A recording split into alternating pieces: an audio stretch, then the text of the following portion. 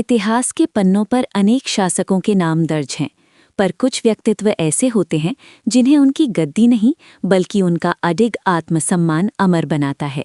ये गाथा उसी अमर योद्धा की है, महाराणा प्रताप। 9 मई 1540 को मेवाड़ की पुण्य भूमि पर महाराणा उदय सिंह के घर जन्मा वो बालक आगे चलकर स्वाधीनता की ज्योति बन गया।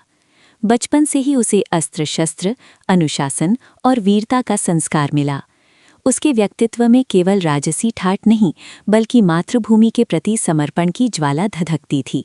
उस समय हिंदुस्तान में अकबर का साम्राज्य फैल रहा था। अनेक राजाओं ने उसकी अधीनता स्वीकार कर वैभव पाया, पर मेवाड़ के लिए भेजा गया प्रस्ताव सम्मान के बदले अधीनता मांग रहा था। प्रताप का उत्तर साफ था, मेवाड़ सिर झुका सकता है पर गुलामी नहीं स्वीकार करेगा। 1576 का वर्ष आया और हल्दी घाटी की धरती रणभूमि में बदल गई। एक ओर विशाल मुगल सेना, दूसरी ओर सीमित साधनों से लैस मेवाड़। प्रताप अपने विश्वासी घोड़े चेतक पर सवार होकर युद्ध में उतरे।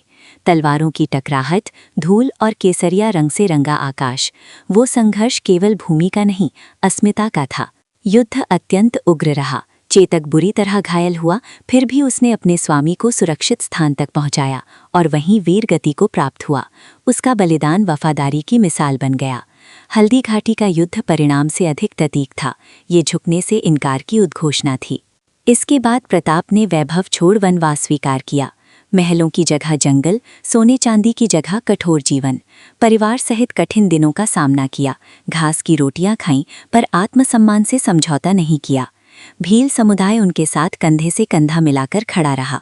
लगातार संघर्ष, धैर्य और रणनीति के बल पर मेवाड़ ने पुनः अपने किले हासिल किए। दुर्ग एक एक कर वापस आए और केसरिया ध्वज फिर से ऊंचाई पर लहराया। ये विजय केवल युद्ध कौशल की नहीं बल्कि दृढ़ संकल्प और त्याग की जीत थी। समय ने उनके केशों को श्वेत कर दिया, शरीर को थका दिया, पर आत्मसम्मान की ज्वाला कभी मंद नहीं पड़ी। अरावली की चोटियां आज भी मानो उसी स्वाभिमान की कथा सुनाती हैं, जो अन्याय के सामने झुकता नहीं, वही अमर हो जाता है।